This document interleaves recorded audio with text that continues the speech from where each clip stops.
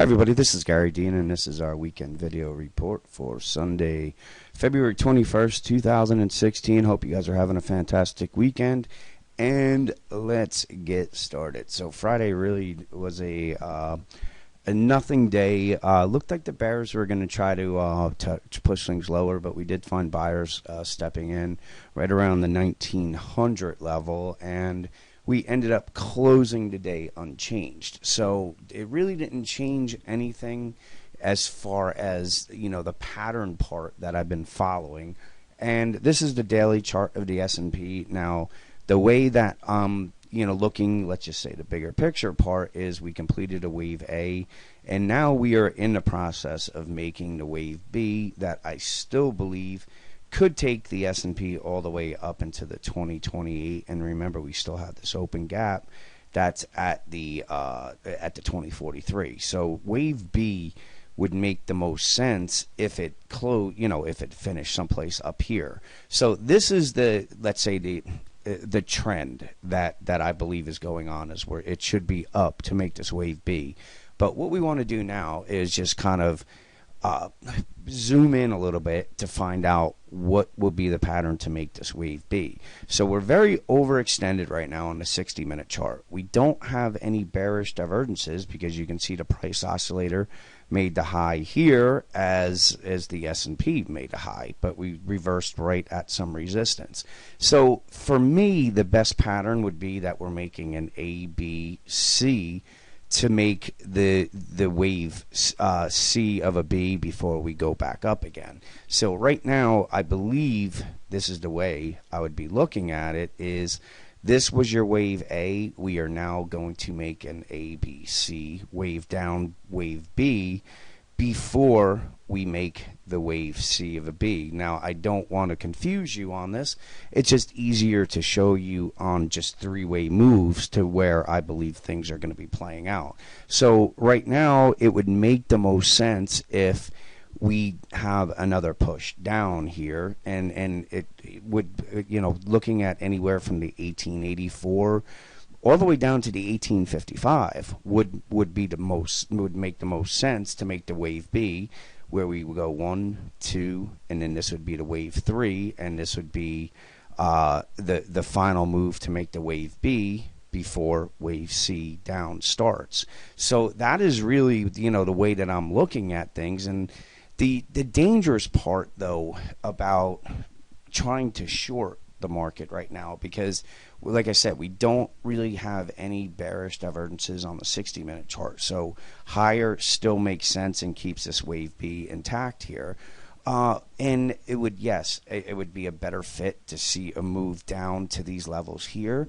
But the dangerous part about shorting is we just go sideways before going up to make the wave C. That's why it hasn't even crossed my mind to try and short this market, because I would rather, because the overall trend is this wave B, so it should be up here for the next until we start seeing divergences and stuff. And if it comes down, I'd rather wait to buy down here for the final wave C of B up.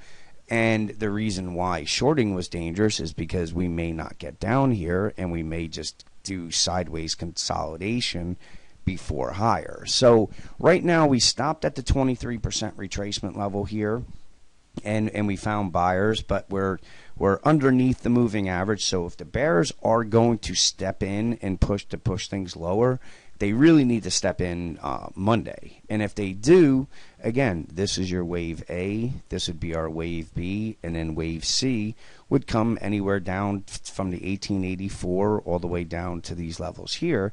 And this is where I would be looking to buy, because what will happen is we're then going to have oversold levels on the 15-minute chart. We're going to be able to, the momentum indicator will probably get someplace down into the neutral end of things here. And then that would be setting up this final move here, where then we'll most likely see some bearish divergences in place. And this is where you want to short. So right now, if we just head up, I don't think I'm going to chase, just because we're still going to get bearish divergences in place. And I'd rather sit aside on this last move up, because we got long here, and we made pretty good profits. I just took it early because I thought from these levels here we were going to get a push back, but unfortunately we saw a gap up and it went higher. So I missed this part of the move, not holding on to my longs. And if it heads up, it's not worth me chasing, because we're then going to get bearish divergences. I'd rather just sit and wait for this wave B to complete to go short. But if it heads down, I'd be interested in buying. So that's why I've been kind of just really neutral on this market, because if it heads up, I'll be looking short.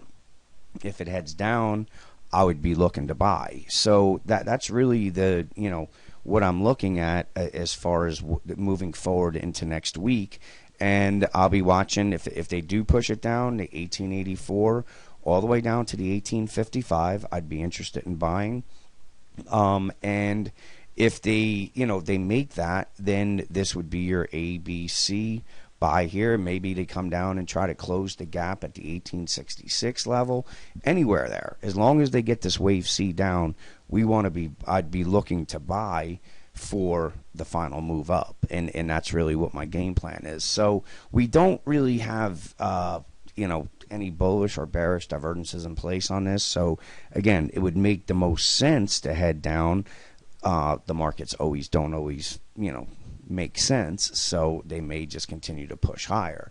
But that's really what my game plan is. Lower, I'm looking to buy. Higher, I'm going to just kind of wait for this wave C of B to play out, and then short. And like I said, I'd much rather see a move down to buy and then get that last move up to look to short, because that will be where we'll have a lot of sell signals in place, and most likely most of the momentum indicators will be deeply overbought, and it would be a safer short setup. So right now, that's again, to just recap, if we head lower, I'm interested in buying. If we head higher, I'm probably just going to wait for the for the wave B to complete to short, because I wouldn't really be too interested in jumping on the long side with bearish divergences already in place. So with that, enjoy the rest of your weekend, and I will talk to you guys tomorrow.